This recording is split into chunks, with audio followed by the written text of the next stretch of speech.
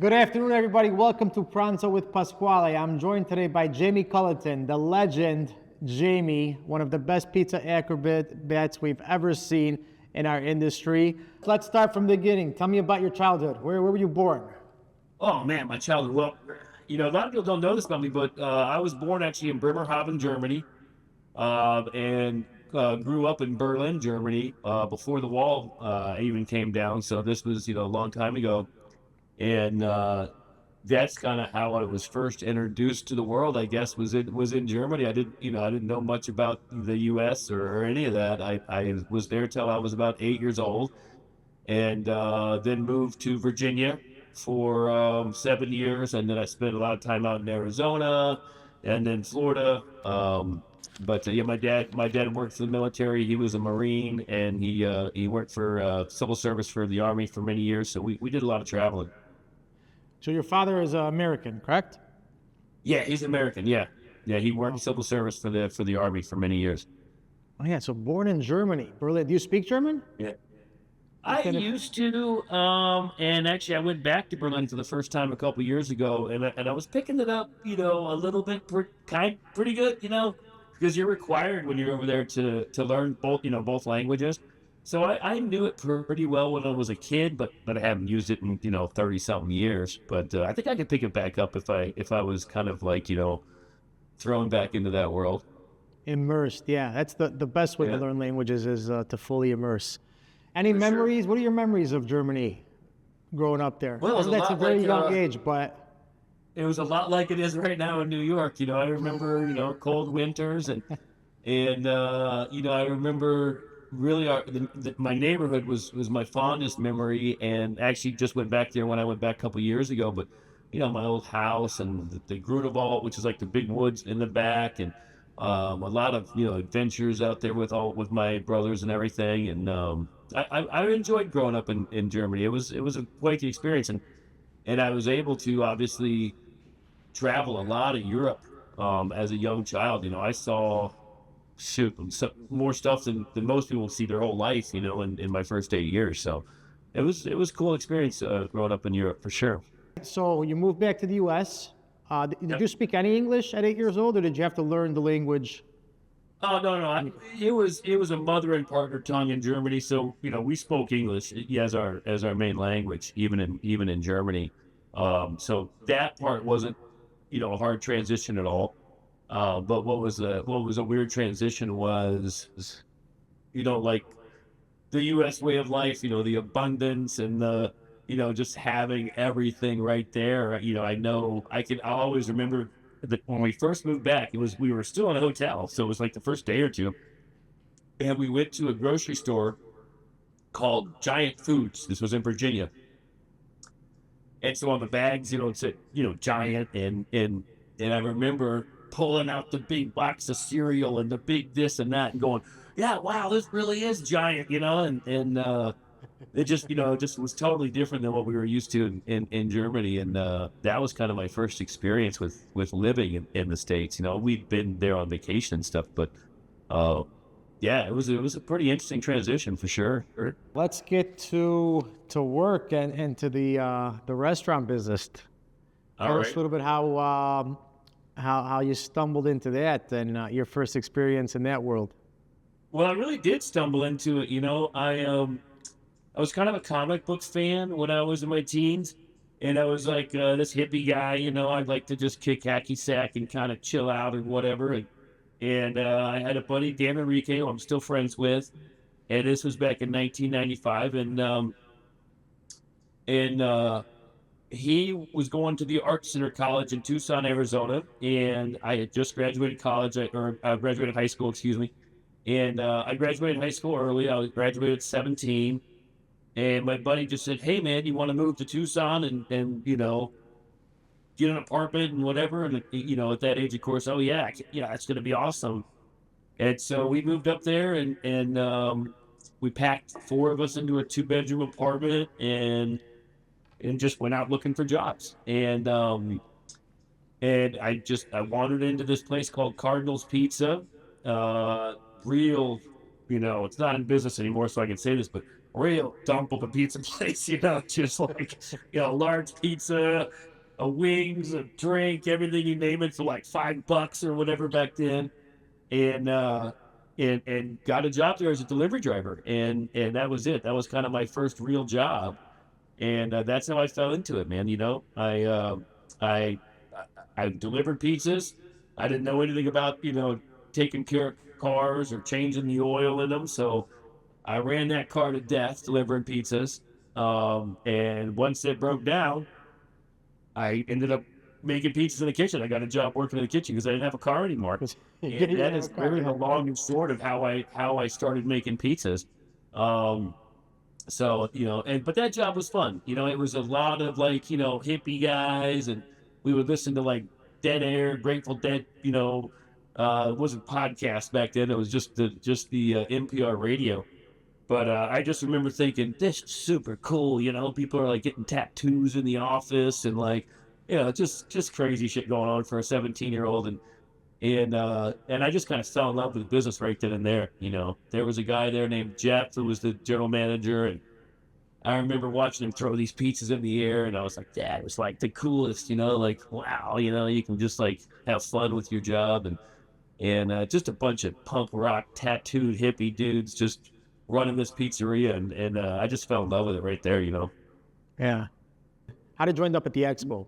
My first expo, I had transitioned from Tucson, and I was going to college up in Flagstaff, Arizona, up at NAU.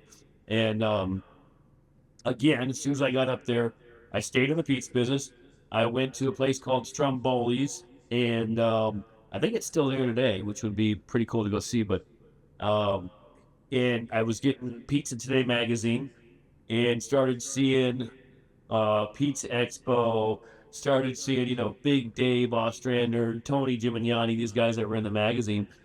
And it opened my eyes to say, oh, there's like a whole world of pizza out here that I didn't know about. I knew I had fun with it. I knew the guys I worked with, of course, like, I'm better than you, you're better than me, we had a little like inner restaurant, like thing of who's better than who at what. But then you see these real professionals all over the country, and you go, what would be cool is to go see outside of my little, bubble.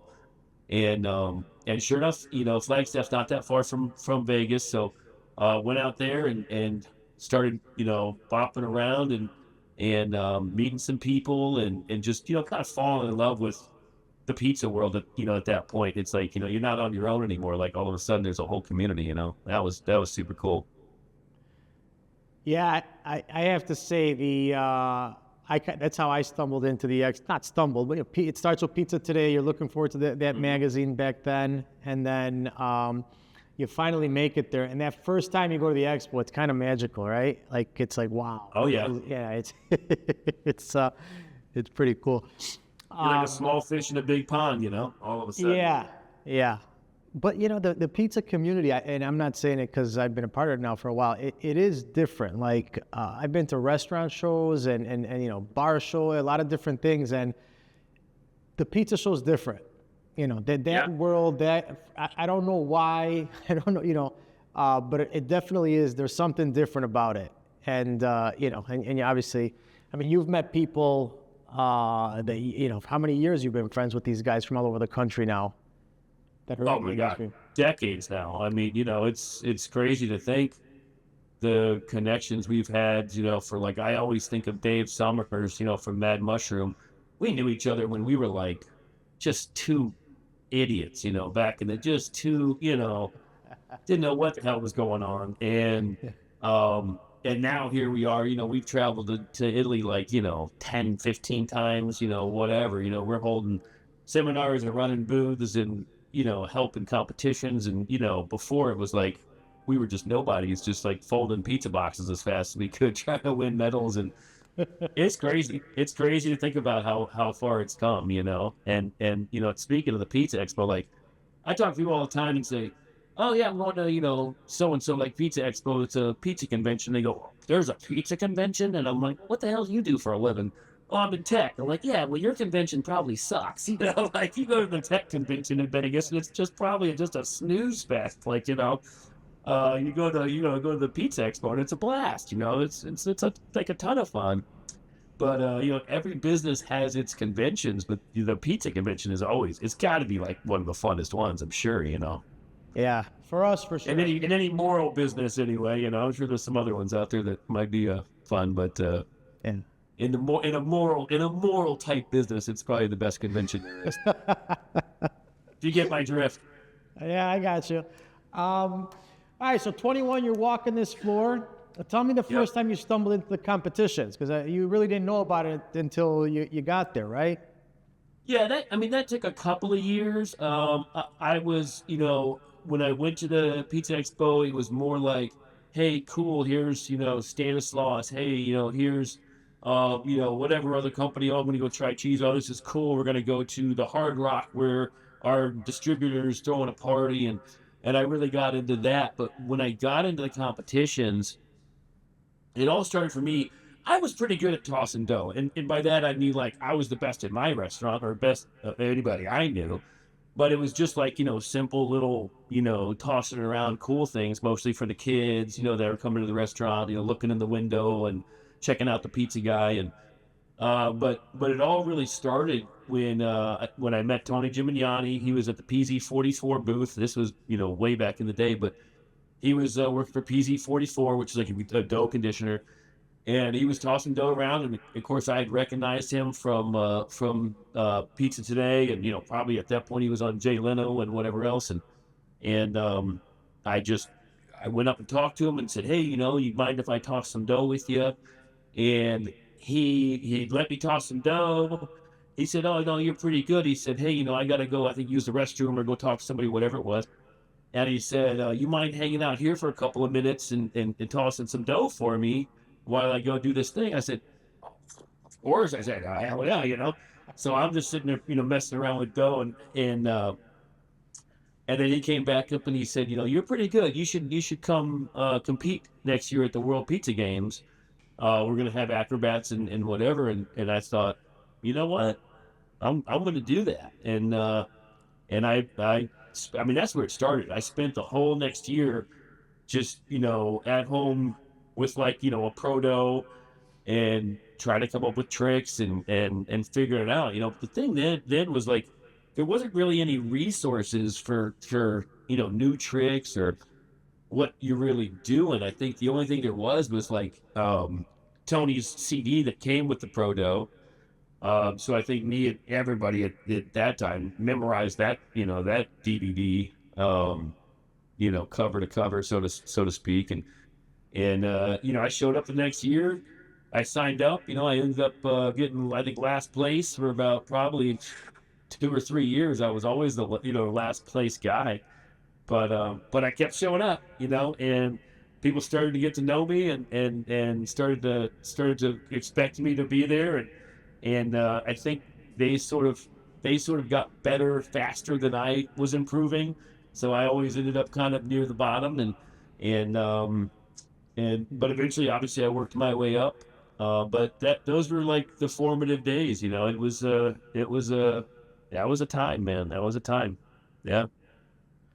Yeah, well, when you mentioned Tony had a DVD, I'm like, oh wow, how many years ago? Dude, this was God, if I had to guess, this was probably, gosh, I'd say 2003, 2002, maybe something like that. 2000. I mean, this was a long ass time ago, man. This was 20 years. This was a long time ago. Yeah, it was a whole like 3 lifetimes ago. So, Yeah. yeah, that was crazy. I mean, I remember seeing some of these guys who were like, the still legendary Italian guys who run the competitions in Parma that I'm still friends with some of them. And I remember seeing them on stage, spinning dough, having just a blast, good old time. Yeah, it just was so inspiring. It was just so inspiring to see this. And I just wanted to be that good one day, I wanted to be on that stage and showing off, and entertaining everybody. So, yeah. You mentioned busting your ass for over about a year with your first routine and practicing, and then Oh yeah. coming in last or one of the last places. How does that feel? That's gotta be a big. You know, um, I think I was just real happy to be there. And I think like my angle was always like compete in everything. Because I'm still a pretty good pizza maker, physically, but I'm obviously a lot older. But I mean, I competed in the largest stretch. I competed in the fastest. I competed in the acrobatics, obviously, and I competed in the box folding. And I think what kept me alive was I would do well in these other categories. I would get like second or third and sometimes first in one of the other categories. And so I would come home with a medal or two, and so I was like, yeah, cool. This isn't like it's not like I just failed at everything or got last place at everything. I did pretty well, and especially at that point in my career, I really wanted to prove to myself that I was like, in one of the best, physical pizza makers um, that there was. And I knew because after Flagstaff, I went down to Tucson, which is where I started originally, but then I went back down to Tucson. And I was pretty well known guy in Tucson as, a great pizza guy. I knew like pizza people from all kinds of pizza places, and I ran one of the most popular pizza places. I actually ran two at the same time, and a lot of cool guys, punk rock guys, and bands, and connected everywhere, and everybody knew me as the pizza guy, and I felt like I was one of the best in Tucson. So when I could go on that national level, that not quite world level, I don't think at that point, although they did have some Italians, competing and stuff, but um, and say, okay, I'm the second best, box folder or whatever in the country or whatever, right? Yeah, it felt good. I never got, I don't think I ever got too down about, not placing high in the acrobatics for years. There was probably times where I had a really crappy week year or bad routine or, where I kind of beat myself up for screwing up. But I was always real happy just to be able to compete in front of everybody. I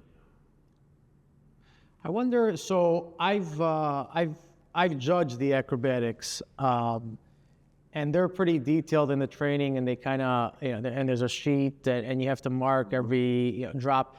On the competitive side, and again, this is, I judged, I think, a few years ago. So I'm wondering, 20 years ago, 15 years ago, when these games were really like, I guess, being developed to what they are now, right? There were still, if you're a competitor, was it the same thing? Did they have like a rule sheet, and you guys knew exactly what they were judging you on? How did that work? A perspective of the competitor. Let's be honest. With pizza acrobatics, the rules really are don't drop it. Don't look like an idiot. You know what I mean? Like, it's not like two guys are going to have the same routine, but one guy's more synchronized or whatever. Like, sure, that's what they say, but I think that's more like, so you have something to score it on. It's going to be like, hey, this dude dropped it 10 times. This dude dropped it 0 times. So that guy's going to win. Now, you can't just go up there and do nothing. You've got to put on a show, but it's really just all about having a show that flows with the music and are people enjoying it? Are they having a good time? Like I've seen some guys who are really good at it, but they pick this really like terrible song or like a song just people just either can't stand or just like it's annoying or like whatever. And even if they're great at it, everybody's just like, oh, wow, when is this routine going to be over? Like I can't. I remember a guy in South Majority. Sorry, man, if you see this, but he had High School Musical theme. And I mean, is that what the show? I think that's what the show was called, right? Remember High School Musical? High School Musical, yeah. And dude, it was like he was really good too. And I just remember watching, going, "Oh, is this High School Musical? Why would this guy pick this terrible, song?" But some people have picked some some people have done some funny things like that. They just don't connect with the audience. So you can say it's but it's not the Olympics. You know what I mean? It's not like you're your backflip wasn't quite, your knees weren't quite together as well on your, whatever your dive. It's like, it's not that technical. It just has to be entertaining. And obviously you can't drop the crap out of the dough like every 5 seconds, I think that's really more what it was about. So, Explain to us too, real quick, Jimmy, for people that might be seeing this and don't understand so the dough you guys use for the competitions, right? yep. What kind of dough is that? How's that made? You mentioned the conditioner too. Yeah. A lot of people think it's not dough. I mean, it's dough. It's flour, water, salt. And some people make it with, a bunch of ice. Some people make it with a ton of salt. Um, some people add a little oil to it, but essentially it's just pretty stiff dough. It's cold, stiff dough, with no yeast, obviously, because you don't have any reason to have it rise or anything. So it's pretty, but it is salt, flour and water. It's flour and water. It's dough. So, that's what a lot of people don't really like understand. Oh, you're using, some kind of special dough. It's like, no, it's not special dough. It's flour and water. It's still dough. But It yeah, still rips. and then It's some people still have their own recipes. Some people like it a little this, a little that, a little more stretchy, a little more like dense, and sometimes that makes a difference for people's style and stuff. But Yeah, I was watching some videos. You're doing some crazy things at these competitions. So oh tell yeah, me, you were working for a pretty big corporation at one point yeah, in your life, and this is when you started competing as well. When you were working for the corporation, let's call it, right? yeah, yeah. So And I started competing when I was working for a smaller company, kind of when we were just talking about, and then when I started working for this big company, um, I I started getting a little bit better, a little bit more well known in the competitive scene. But that's when I started going to Italy, and obviously when you go to the World Championships in Italy, that's when it gets serious. That's when like, okay, I'm gonna be here until, or at least for me, I was like, I'm gonna be here until I really make an impact. Till, I'm not just here once. So this isn't my one opportunity. I'm here but really in my case, until I win. And which sounds, I guess, a little cocky, but we gotta keep trying. You gotta keep pushing at things. But yeah, so yeah, that's when I really started getting serious about it. very cool. And then Florida. When did you end up in Florida? Tell us a little bit about that. So Florida was about 15 years ago. I was living in Tucson, Arizona. I had worked for several companies, or really small shops, and then I got involved with this big company, which I don't really need to mention, but most people know who it was. And they moved me out to Florida to help them expand, um, the, throughout the country. Really, I started with them at store number 5, and grew them up to like 52 stores. I opened 37 other 52 stores all over the country, but I What were moved you to doing Florida because they primarily? wanted to. What's that? Pardon me, Jimmy. What were you doing primarily for the company? I was their lead, basically kitchen manager. I mean, I was, the guy who ran the kitchens. I developed all of their, and when I say all, I mean all of their kitchen training material. Wrote the book on every single part of their kitchen. I consider myself, and people can take this as they will. I really don't care. If you want to argue with me, but I wrote the book on coal ovens. I'm a master of coal ovens. I worked it for 10 years. I used to crawl inside them and fix them. I used to do everything you could think. I understand coal ovens better than most people out there, I'm sure. And like I said, I wrote the book on coal oven training for this company. Some people I've kind of taken that attitude with, and they'll be like, "Oh, well, what about this? What is this, that, the other thing?" And it's like, okay, man, I guarantee you haven't worked on as many ovens as I have. I mean, I worked on at least 50 different ovens.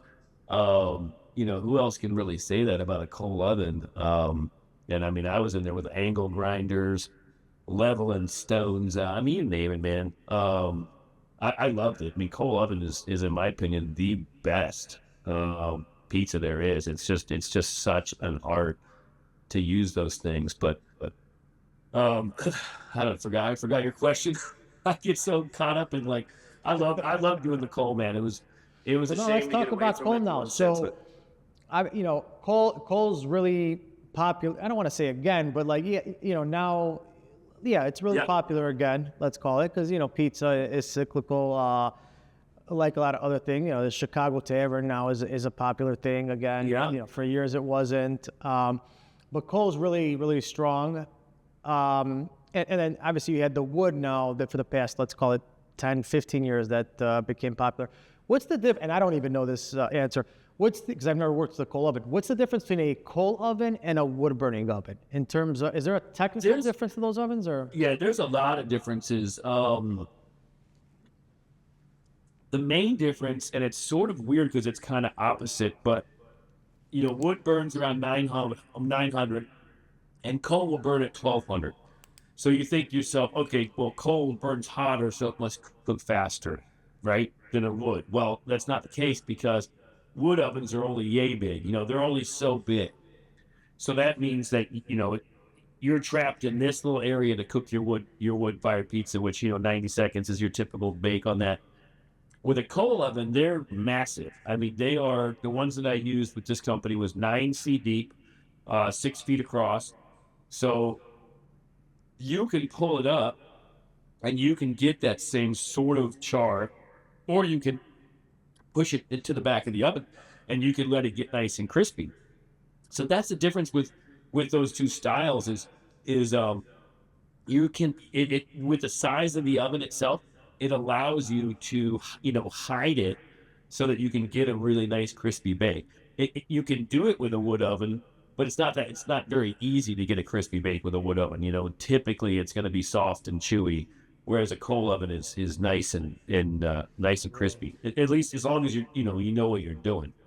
So that's the main. I mean, and really as far as the oven goes, the airflow for a wood goes like this. It comes up, it hits the dome, and it comes out the front through the flue in the front. Whereas a coal oven, if you imagine from a side view, the air comes up here, it goes through to the back of the oven, and then up the flue. So you've got this flow in one direction, sort of like this, over the whole oven. So you sort of have like this rainbow of pizzas, if that makes sense. I mean, I'm sort of running you through the whole book here, but um whereas wood is just up and out. It's just blazing hot right there. But a coal oven is almost like a convection, sort of, except it's just a straight shot up and out Yeah. from front to And like back. you mentioned, yeah. And the wood, most of the times we're looking at the domes. Yep. Yeah, which is another different aspect of it. That's fascinating. Yeah.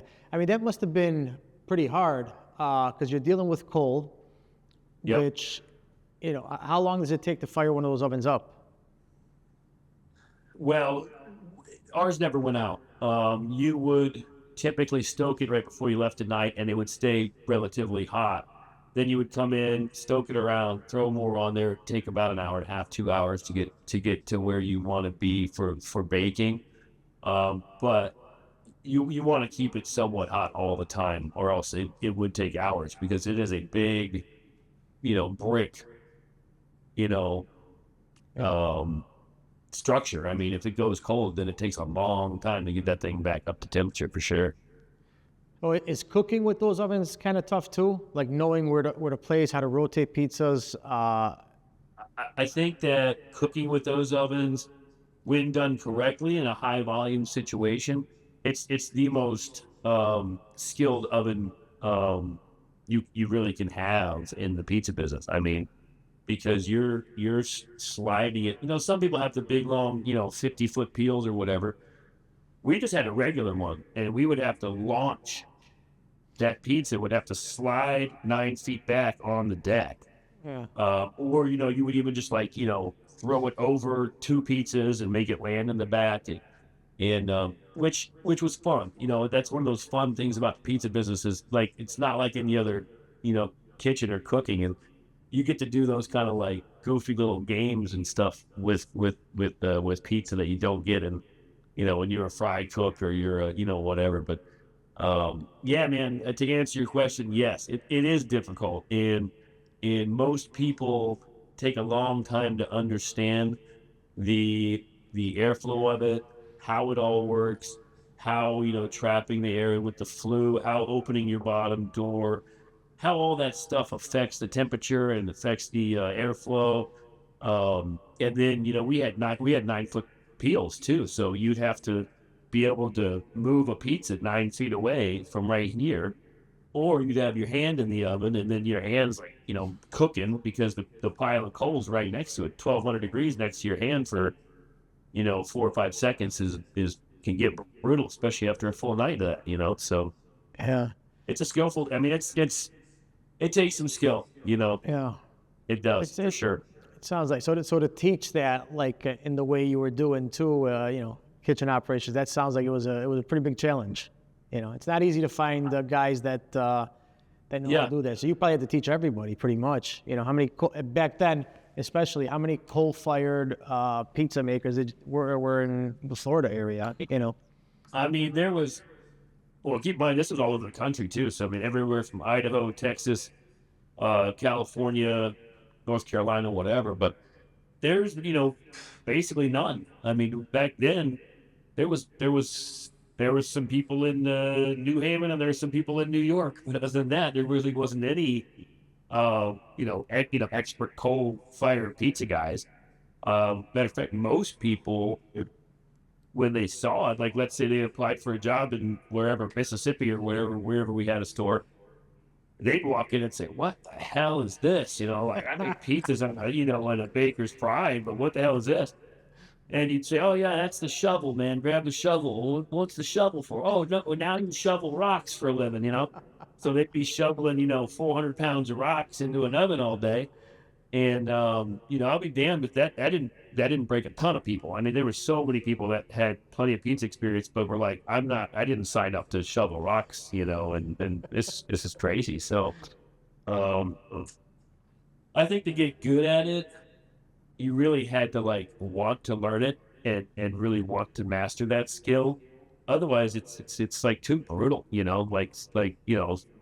pizzas in a baker's pride or whatever isn't easy, but it's not sticking your hand in a 1200-degree oven. That's for sure. I mean, that got brutal, especially for people who never, didn't know they were signing up for that. Tell me about 2016 Parma.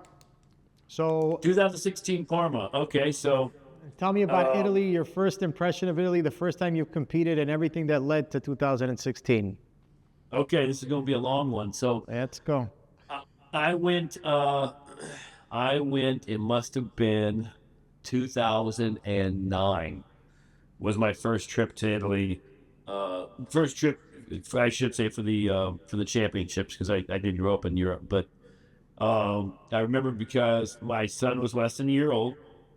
He was born 2008, and me and my wife at the time, I think I got like third place in Vegas that year for the acrobatics, and so that in my head said to me, okay, you got to get your ass to Italy and see where you rank in the world.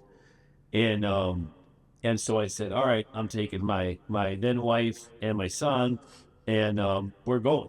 And we were on the World Pizza Champions at the time. I should say I was on the World Pizza Champions at the time.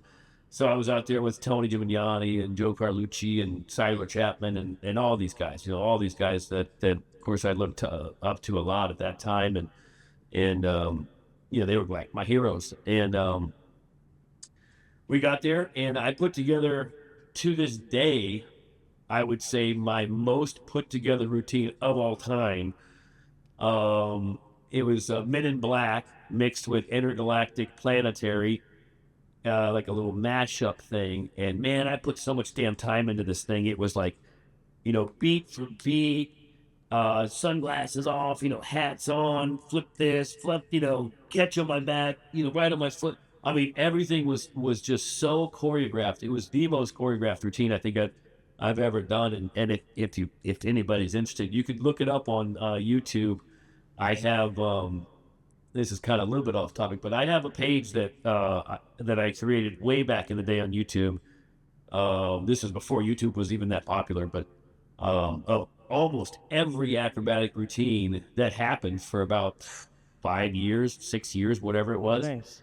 of everybody from Spain, America, Italy, you name it. Every competition I ever went to, I videoed every single routine, and I posted them on YouTube so that not only I could reference those things and get better, but everybody around the world that was doing it could see what was happening and what moves were what and learn. But anyway, you can see this Men in Black routine. I'm very proud of, and I won't say it was my best routine because I had a few screw ups, but choreography wise, it was the most time I think I ever put into one single routine, and it was like so well put together. But yeah, I'm really proud of that routine. And then like a dumbass, I made the finals and I changed the routine to something else. The next night, because I don't really know who it was. Somebody said, "Oh, you can't do the same routine twice. Oh, you can't do that, man. That's a stupid move." And I said, "Oh, really? Shit, I didn't know that. Oh, okay, well, okay, I'll sit in the parking lot all night and practice this other whatever the hell dumbass routine and that's what I did. And of course, obviously, I didn't win or place or anything, but it was fun. Pete LaChapelle actually filmed that one. You can see that one online too, and you can hear Pete in the background, yelling my name and stuff. And it's fun to look back on. But I kick myself. I'm like, man, you should have just stuck with that routine that you've been practicing the last 5 months. Like, what the hell are you thinking? But yeah, that was my first. That was my first time in Italy, and really at that point, I knew I was like, I'm going to come back here time and time again. I don't care, what it's going to take, but this is sort of to me the pinnacle of the pizza business. I mean, I'd been in it at that point. I guess maybe 14 years or something. And the thing about competition for me is that it created more fun in a business that was already really fun. It gave me like this renewed passion. It wasn't just this day in and day out 60-hour a week work. There was something extra to it to be able to go compete, to travel, to make new friends from all over the world, and that stuck with me. And of course, the first time I went to Italy, I said, "Oh man, this is freaking great! This is like amazing. Who would have ever thought when I was 17, getting a job delivering pizzas for beer money, that I was going to be in Italy competing at the World Championships? Like it was like mind blowing at that point. Your first world championship. First World Championship was also in South Maggiore. This is before they moved the championship to Parma. But now keep in mind, I had won a bunch of domestics. I don't know what people count as world and what they don't. But any of my wins in like the Orlando shows or Chicago or Atlantic City or whatever, because I had a bunch of medals at that point, in all kinds of different things. But I didn't really count those as world championships. The only one that I really counted were Vegas and Parma at that point. So I went with at this point I had switched over to the U.S. Pizza team. We went in 2011. Myself and a bunch of kind of big names at that time that were on the U.S. Pizza team. We put together a routine. It was Michael Jackson's Thriller.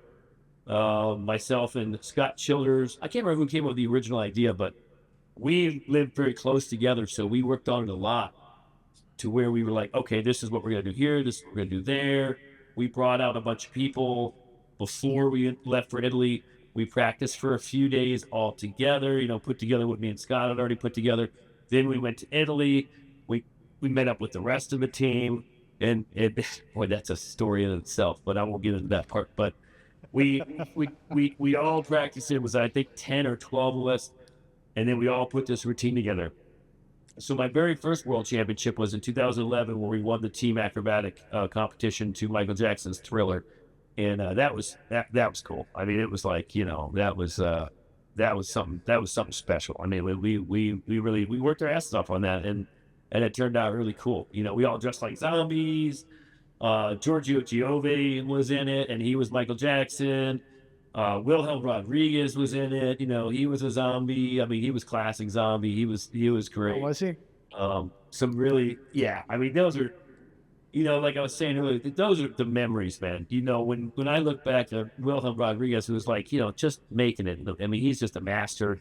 Everybody looks up to him nowadays. He's everybody's friend in the world. But you know, in 2011 when we won, I mean, we were like, you know, we were like this, and we were buds, man, and we had some really fun times back then. Really before it got you know, chaotic, and before we all had Instagram and we're all so, you know, pizza famous. It was just it was just me and Wilhelm and a pack of moon pies, you know, and he'll get that joke, but oh yeah, those were the days, man. Those were the days. That was my first world championship. Yeah. Yeah, you light up when you're talking about that. What about Oh your man, those are solo? great times. We spoke a little bit off camera about I think it was 2016. Was that Yeah, your solo? that was my solo. I had gotten really close in 2014 and 2015. I took a silver medal. Um, I was, you know, I was going through a divorce at the time, and so as a lot of guys do at that age, I just started doing push-ups every night. I got, you know, in really good shape, the best shape of my life. I mean, even including as a teenager or anything. I got in really, really good shape, and I started taking it really, really seriously. And so in 2014, I took silver. In 2015, I took silver. And in 2016, I ended up winning the whole thing.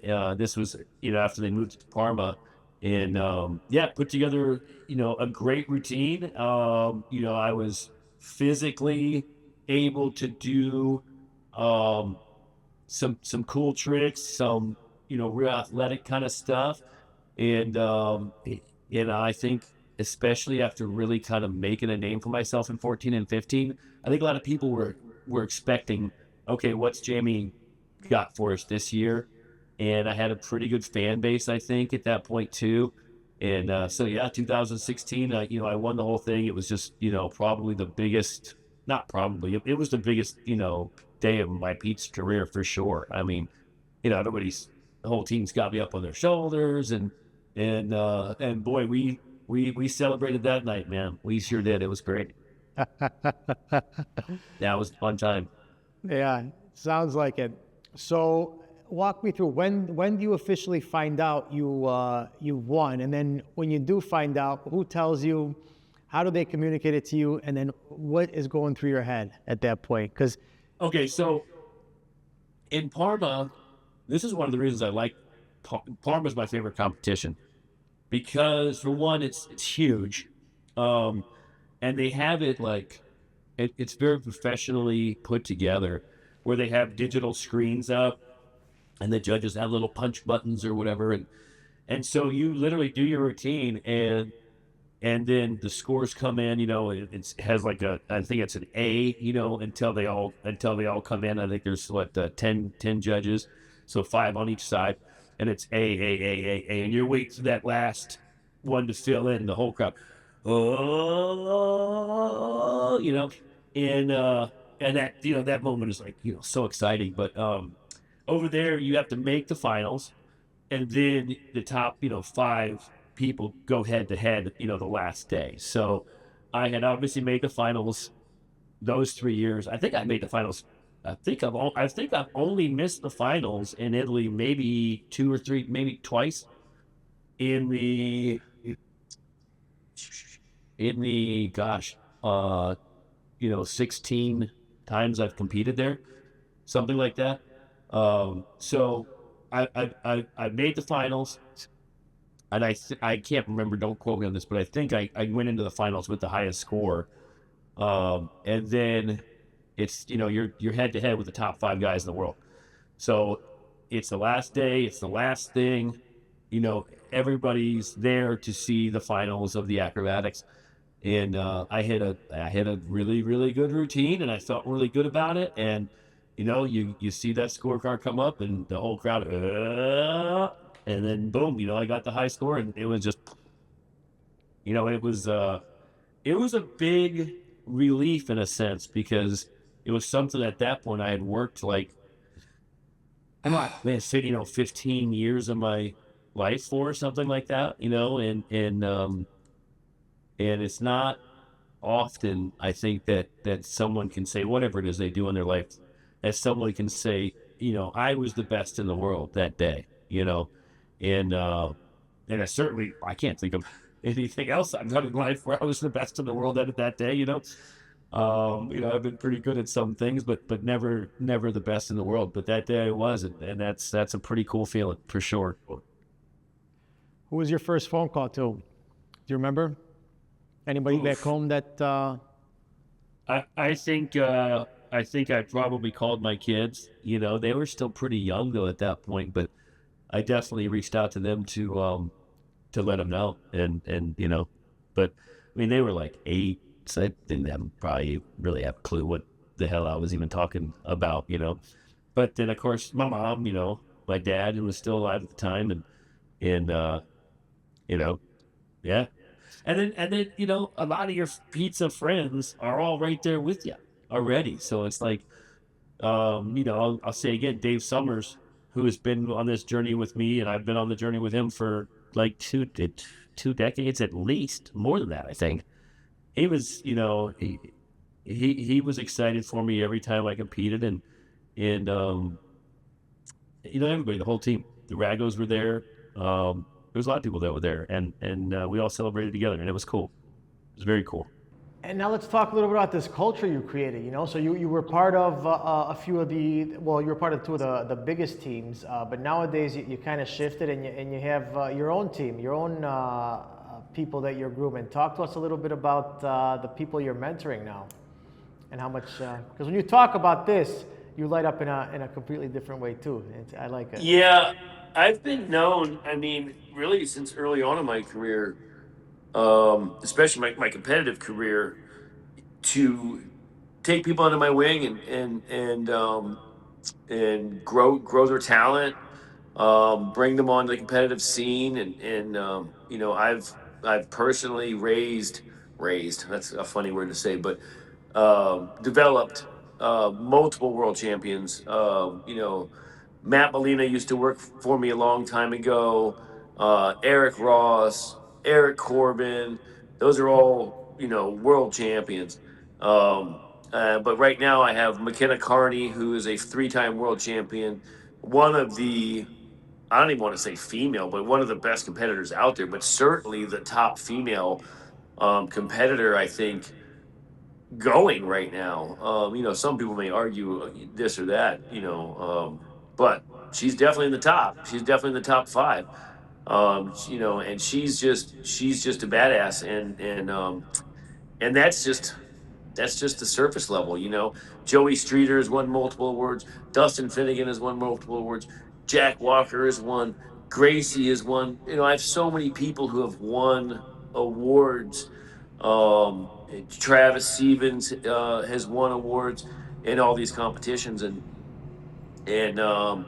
it's real sense of pride to have these people working directly under me go to these competitions and be some of the top competitors. And we're not just talking about, silly stuff. We're talking about, I shouldn't say silly stuff. We're not just talking about, fastest long. We're talking about baking events. We're talking about some of the best acrobats in the world. And pan pizza, New York style pizza, classic, non-traditional, you name it. I mean, we have ranked as a team in the top 10, the top 5, top 3 in all just about every category out there. Um, in one respect, not just me, not just me. I've done really really well, but I almost like take a step back nowadays. I still compete in acrobatics for fun. I mean, I have nothing left to win in that. It's fun for me still. I think people still get a kick out of watching me, but um, watching the guys under me is just a real sense of pride for me to see these guys come up and compete against the best of the best and rank, win, even get top 5 or whatever. But I've got a bunch. I've got so many that I'm really thinking about just creating my own team now that goes to, because I've taken plenty of competitors to obviously Vegas, Orlando, Chicago, whatever. And I've been with some of my team members to Italy many, many times now. I think McKenna's competed in Italy now four times, 4 or 5 times. Jack Walker came out to compete in Naples, Italy last year. Joey came out to compete in Naples the year before that. Joey Streeter will be with me this year in Parma, Italy. Dustin Finnegan came out to compete with me in Parma last year. So, um, you know, we're putting a team together, and I'm not gonna say anything crazy, but we're gonna compete with the world, and the coolest part of it is we're all under one roof. It's not this guy from way over here and that guy that doesn't even know each other from over there, and hey, we had a beer one time together. Remember back in Iowa? Like, it's not like that. We're we've we've we're family. I mean, we really are a family, and we inspire each other every day, and we support each other every day. I mean, through life's problems, life's ups and downs, and I get to share the best moments of my career, the best moments, the best parts of being a pizza guy with my staff, and I think that's cool, man. You know, it, I didn't get a lot of that support from the places I worked at before, and I'm really really happy to be able to do that with my staff. I really am. Makes it all worth it. Now you've been in New York and since May, so you really had your time to sink your teeth in New York and to really do. Is this a myth or is this the truth about this New York water? I think it's all bullshit, personally. And yes, New York has some of the best water, but the reality is, like, there's plenty of shitty pizza in New York City. I mean, there's probably more shitty pizza in New York City than almost anywhere else I've ever been. So, what happened? Like, if it's just the water, then how come there's so much bad pizza? Yeah. I mean, obviously there's great pizza too, but for me, I think the reason that New York pizza on its highest level is considered to be so great isn't just the water. It's the competition, it's the level of talent, and it's the people who are making it and taking the time to do it. I mean, it has nothing to do with the water. I mean, I think that's just like some kind of weird excuse for it. I mean, dude, come Yeah. on up sometime. I'll show you plenty of terrible pizza in New York City. I mean, it's amazing how some of the pizza I've gotten here, because I still eat everywhere. I mean, I still go to every pizza place I can and try it out and see what they're doing right and wrong. And there's plenty of terrible pizza. It's not the water. I think it's Yeah. the artisan. It's the person who's trying to compete and be the best, and that's why you get such an elevated product up here. You know. Yeah, I just heard that for years. The water in Florida isn't the same, and that's why Florida doesn't have good pizza. But Florida has great pizza. I mean, it was just I'll the tell talent you why wasn't Florida there, right? doesn't have great pizza everywhere. It's because, and there's great places in Florida, which is another really good point, right? Why is Chris Bianco's pizza in Phoenix some of the best in the world? Well, how come in California there's so many great places? I mean, so that doesn't make any sense. But the reason a lot of the pizza in Florida is so bad is because in Florida, a lot of the food's bad in Florida, except for like the fresh seafood, because they're just turning and burning tourists. Most of the time, it's the same damn menu. It's just they fry something, they put it in a basket, they give it to you, they get you the hell out of there, and they'll see you next year. Like, that's why the food scene in Florida is not like it is anywhere else, because people don't come to Florida for the food scene. They come for the beaches. They come for the vacation. So you're gonna find a lot of shitty pizza in Florida. I'm sure you're gonna find a lot of shitty everything as far as food goes in Florida. Sorry, Florida. I love Florida. No, no, no, no. Don't send me any hate, guys. I love Florida, but it's very possible to make a great pizza in Florida. It's just there's a lot of restaurants that just run on turn and burn down there, especially the closer you get to the beach and the closer you get to Yeah. tourist spots. I guess it makes sense. I never looked at it like that. I always just, when I look at Italy, for example, all the pizzas, Naples, obviously, I'm from Naples. I'm very proud of that. But nowadays you can go to Milan and you have the top pizza makers that have restaurants there as well. I feel like Florida, a lot of that's happening too. A guy like you ended up in Florida.